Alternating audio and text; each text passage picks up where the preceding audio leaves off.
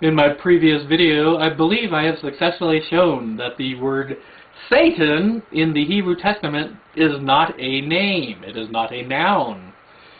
It is a word that is applied to a person or a group of people who stand up and accuse or oppose or take an adversarial position. A lawyer would be a Satan. A prosecutor would be a Satan. The defense would be a Satan. An army would be a Satan if it is opposing another army. This begs the question then, in Job chapter 27, I guess it is. I forget. I should have written that down, goddammit.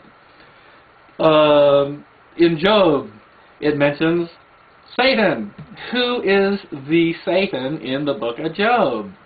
Well, verse 6 says who it is. I shall read it again in English.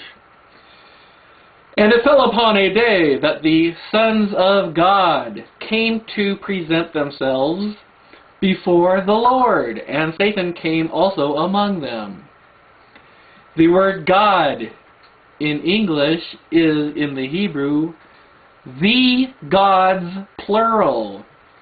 Elohim, divine power, male plural.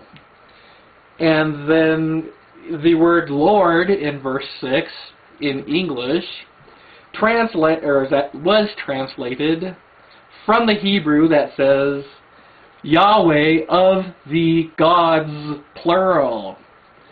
The Satan in the book of Job is therefore one of the sons of God. I am willing to see any and all evidence that says I am wrong. Is right in the fucking Hebrew. What I say is correct. But I could be wrong. I am perfectly willing and able to accept any evidence that shows I am wrong. Like I said in my previous video, sock it to me. One of the sons of God, the gods, one of the sons of the gods, made a bet with Yahweh of the gods. And the object of that bet was to see if poor mortal Job would still remain loyal to Yahweh of the gods if everything was taken away from Job and Job was tortured.